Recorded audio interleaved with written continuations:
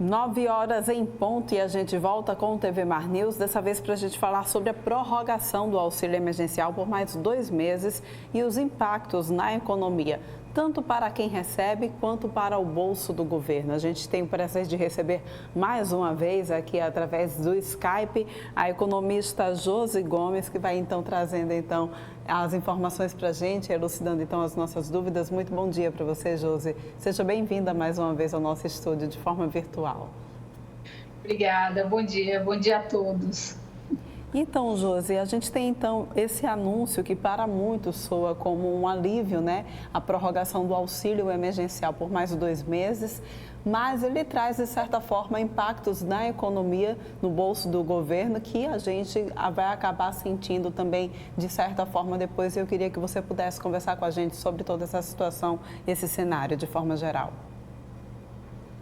Bom, no bolso do governo, cada parcela vai representar aproximadamente 50 bilhões, né? Então, no total, as 2 parcelas é um impacto de 100 bilhões. Então, um valor significativo que, se não tivéssemos uma certa reserva, não seria possível.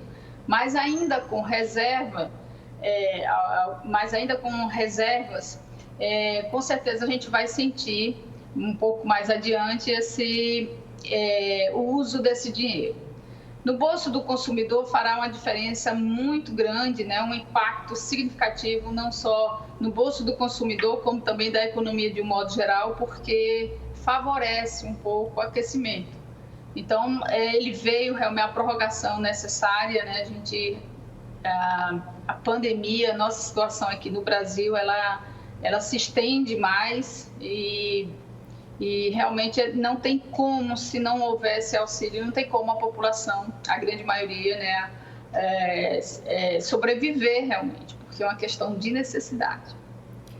Josi, a ideia que nós temos de que esse auxílio emergencial ele venha como uma forma de garantir as necessidades básicas das pessoas que perderam a sua renda por conta dessa pandemia. Mas, além do que isso, é possível também fazer com que a economia gire? Sem dúvida, com certeza, porque há um aumento do consumo, né? A economia ela sobrevive desse consumo. Então, quando o consumo básico das famílias se compromete, então compromete todo o resto, que de alguma forma já está comprometido, né? Muitos empreendedores estão com seus estabelecimentos fechados aí há meses. Então, isso já é uma dificuldade muito grande mantê-los funcionando ou até existindo. Então, com a contribuição com o aumento desse consumo, com certeza acaba favorecendo uma certa cadeia, né, produtiva. Não a todos, né? A economia não está realmente girando, não está funcionando como gostaríamos, mas, de certa forma, esse auxílio, essa contribuição já ajuda, né? Josi, a gente viu que o pagamento ele vai ser feito em 2 meses e está dividido em R$500 no início do mês, R$100 no fim do mês, 300 no início do próximo mês, mais 300 no fim do próximo mês. Por que aqui houve, então, essa variação? Que estratégia, então, a gente pode conseguir entender, como que a gente pode conseguir entender essa estratégia do ministro Paulo Guedes? A gente, infelizmente, teve uma queda aqui na nossa conversa, né, com a internet, mas a gente segue daqui a pouquinho ainda com essa entrevista com a Josi Gomes para a gente falar exatamente sobre essa questão da prorrogação do auxílio emergencial, que é tão pertinente aqui para todas as pessoas que seguem necessitando ainda desse valor. Josi, a gente está de volta, então. Como é que a gente consegue entender, Josi, a estratégia, né, que está sendo adotada pelo ministro Paulo Guedes, quando ele parcela em tantas vezes assim o pagamento dessa quantia? Isso é exatamente para poder fazer com que as pessoas tenham um certo planejamento, não recebam o dinheiro e gastem de uma só vez. Então, acredito que essa é a estratégia do governo, fazer com que as pessoas se planejem e não gastem tão depressa, né, o valor que for recebido. É mais por uma questão de planejamento financeiro mesmo. Josi, eu acredito que essa seja a estratégia. Joia. Josi, a gente tem visto aí muitas famílias, como a gente já frisou aqui, que precisam dessa quantia para organizar, garantir o básico dentro de casa. Mas é possível também, com o auxílio emergencial, conseguir organizar as finanças? Qual seria o primeiro passo?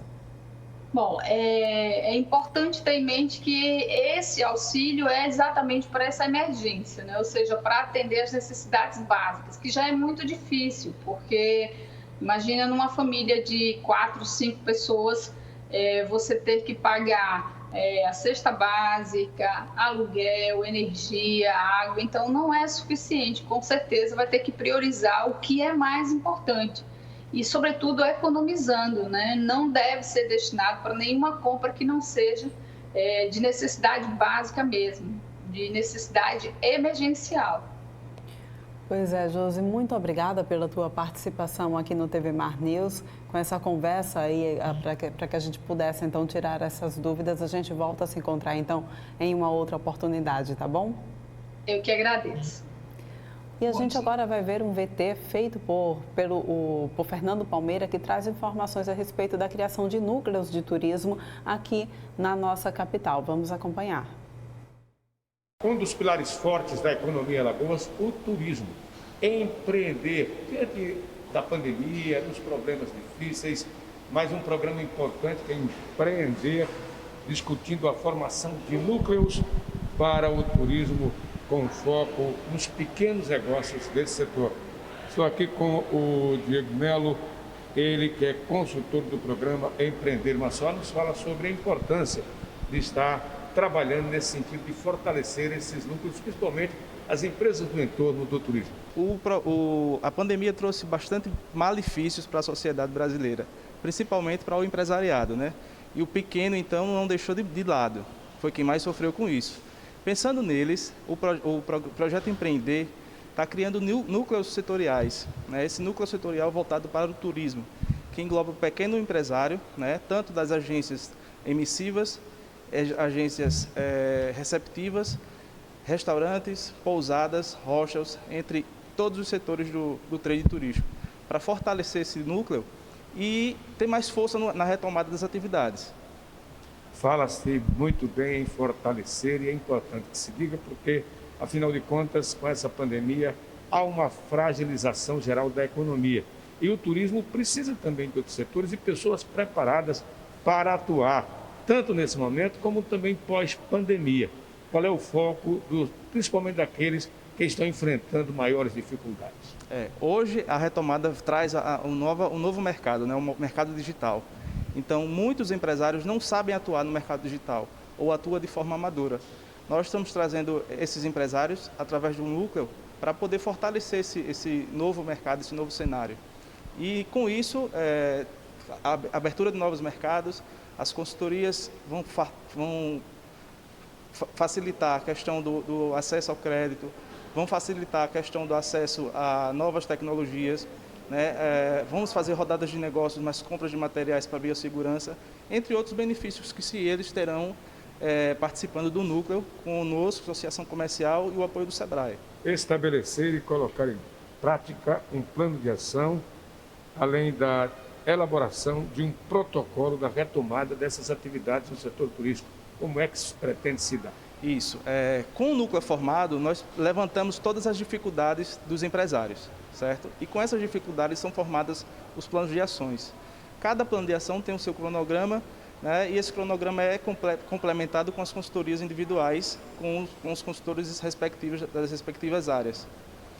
A preocupação, você nos falava agora há pouco, com os pequenos, aqueles que fazem parte do entorno, principalmente do setor turístico. Então, esses pequenos negócios que dependem aí de forma multidisciplinar para orientar, para reestruturar todo esse setor.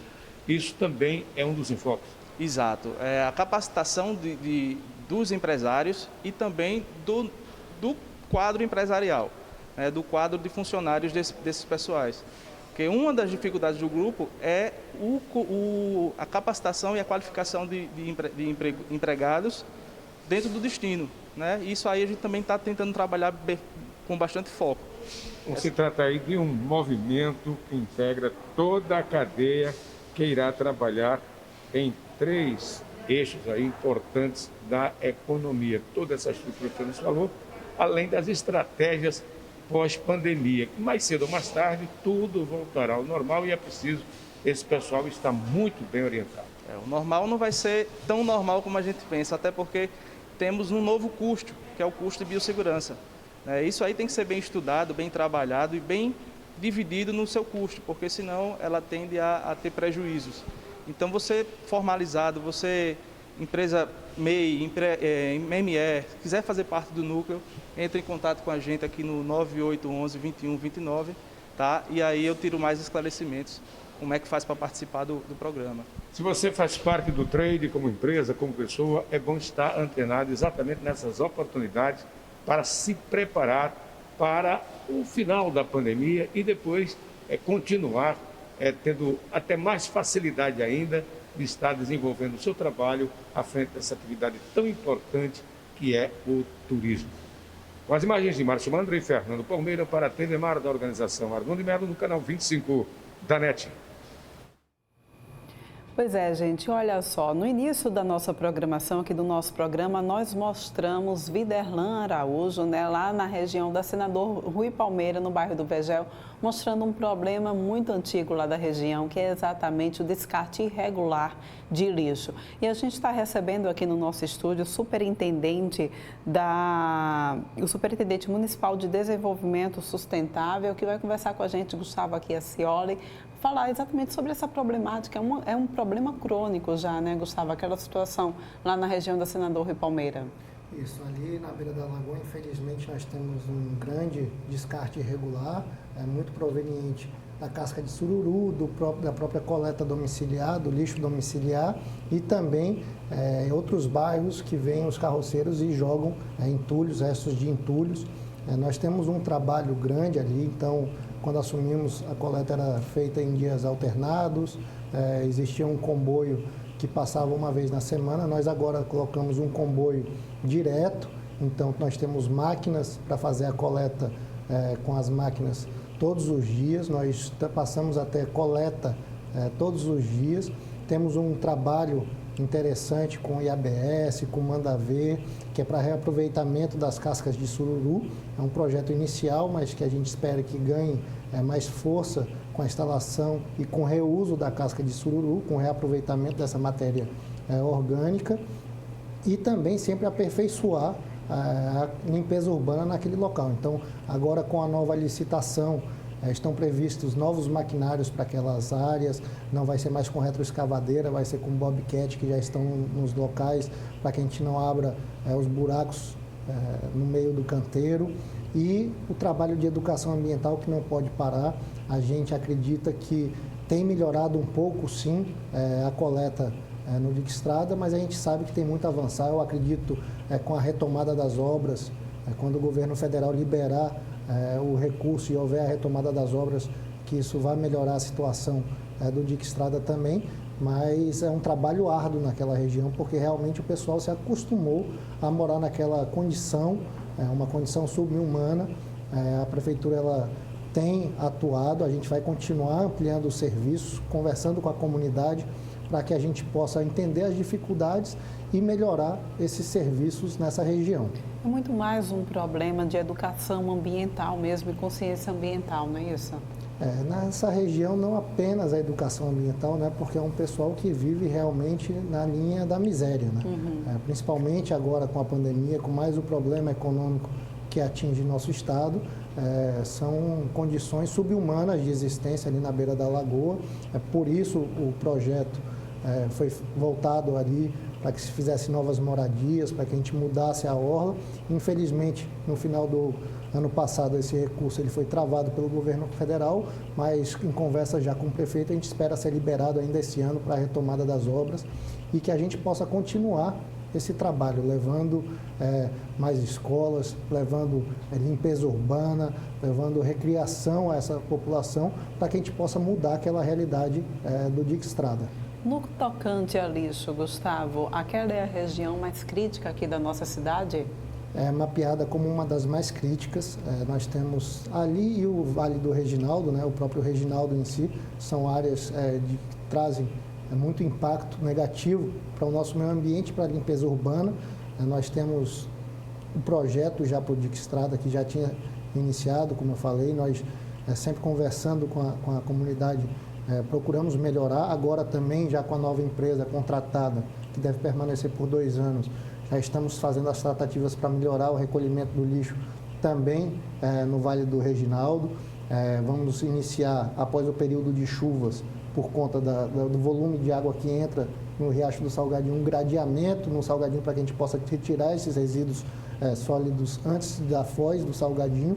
Então, um trabalho árduo em nossa capital, difícil, são áreas de difícil acesso, não são áreas tranquilas para você promover a limpeza urbana a qualquer horário do dia. Então, mas junto com a comunidade, nós estamos trabalhando sempre para que a gente possa levar o melhor serviço possível. E agora com a empresa contratada, com 2 anos, podendo operar até 4 anos, 5 anos em nossa capital, é um grande trabalho de estudo, tanto da nossa área técnica como da expertise da empresa, para que a gente possa trazer cada vez um serviço melhor para essas comunidades. A gente vê também, né, que diante dessa pandemia muita coisa precisou ser ajustada. A coleta seletiva também foi uma delas. Como é que está o funcionamento da coleta seletiva nos bairros diante dessa situação de pandemia? A coleta seletiva, a gente suspendeu o porta a porta, que a gente já fazia em alguns bairros da nossa capital com as cooperativas, e voltamos com a coleta nos PEVs, que são os pontos de entrega voluntários, que estão espalhados por toda a capital.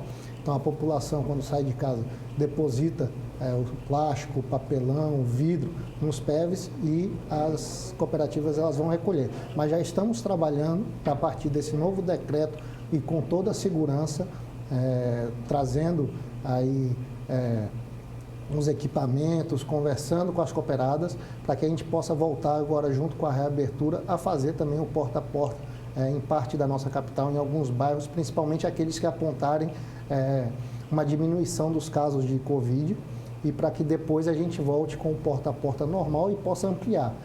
Antes do Covid, nós trabalhávamos com as cooperativas para ampliar esse porta a porta, já que é um trabalho significativo para a gente, ambientalmente, tem uma pegada social, porque essas cooperativas, a maioria dessas pessoas trabalhavam no antigo lixão, então traz uma renda para essas cooperadas. E Maceió sempre serviu de exemplo nessa questão. Nós tivemos aí, antes da lei aprovada, o aterro sanitário, fizemos o contrato com as cooperativas, que já dura pelo menos 4 anos, e precisamos ampliar esse trabalho, mas para isso a gente precisa vencer primeiro esse momento de pandemia, para que a gente possa retomar os trabalhos com aquilo que já tínhamos. Gustavo, agora a gente vai ter, inclusive, mudança nos horários da coleta do lixo em alguns bairros. Eu queria que você explicasse para a gente que mudanças serão essas e por quê. Isso vem através da licitação. Nós tínhamos antes a cidade dividida em 2 lotes, continua a divisão em 2 lotes, mas nós tínhamos uma empresa que operava em 60% da capital e outra operava em 40%, com uma divisão que não, no mapa hoje em dia, com a expansão da cidade, já não fazia muito sentido, ou seja, a empresa fazia em um local, pulava 2 ruas, depois tinha que fazer novamente naquela rua e ficava atravessando. Então agora nós conseguimos dividir de uma maneira mais equalitária e também para que a gente desenhasse rotas menores, que a gente ocupe menos tempo. Ou seja, qualquer problema que você tenha no atraso no aterro sanitário, que ainda dê tempo para que a gente faça toda a coleta na nossa capital. Nós atendemos hoje algo em torno de 98% da capital com a coleta, e a nossa meta é atingir 100% das residências. Pode ficar à vontade para desligar se quiser. Tá. Tá lá, tá bom. E aí, essas mudanças foram necessárias por conta disso? Fala então quais serão as novas mudanças, como é que será atendida então? Bem, nós estamos fazendo essas alterações, alguns locais passam a ser noturno, alguns outros que eram noturno passam a ser diários. Em alguns locais era segunda, quarta e sexta, agora passam a ser terça, quinta e sábado. E como é uma região muito grande afetada, nós desenhamos um mapa, ele está no site da Prefeitura, no www.maceió.al.gov.br. Todos os locais que houveram alguma alteração, Nós também temos cards publicados nas nossas redes sociais, que é @sudes_Maceió. Nós estamos divulgando com carros de som, passando para as lideranças comunitárias e através da imprensa também divulgando essas mudanças, porque é muito importante que a população ela se conscientize e ela descarte seu lixo apenas um pouco antes do carro passar, para que a gente não tenha acúmulos. Uma vez que você deposita o seu lixo um dia antes, muitas horas antes, a pessoa já vê aquele lixo, já descarta um resto de poda, já descarta um material de obra. Exatamente. E aí vamos formando os pontos crônicos na nossa cidade. Nós hoje coletamos 700 toneladas nos pontos crônicos e 1.000 toneladas de coleta domiciliar. Nós queremos ampliar a coleta domiciliar para 1.200, 1.300 e reduzir esses pontos crônicos em nossa capital, porque ele custa mais caro a coleta, uma vez que o residencial você apenas passa, busca, joga no compactador. Muitas vezes os pontos crônicos você precisa de máquina, de vários homens para fazer aquela coleta de carros. Então é um custo maior para toda a sociedade e é um dinheiro que a gente deixa de investir e vai literalmente para o nosso aterro sanitário. Nós queremos reduzir esses pontos, ampliar os serviços de limpeza urbana e com essa redução nos custos também poder investir cada vez mais nos bairros da nossa capital. Com certeza. Muito obrigada pela tua participação aqui no TV Mar News. E a gente agora vai para um rápido intervalo, mas volta daqui a pouquinho trazendo mais informações para vocês.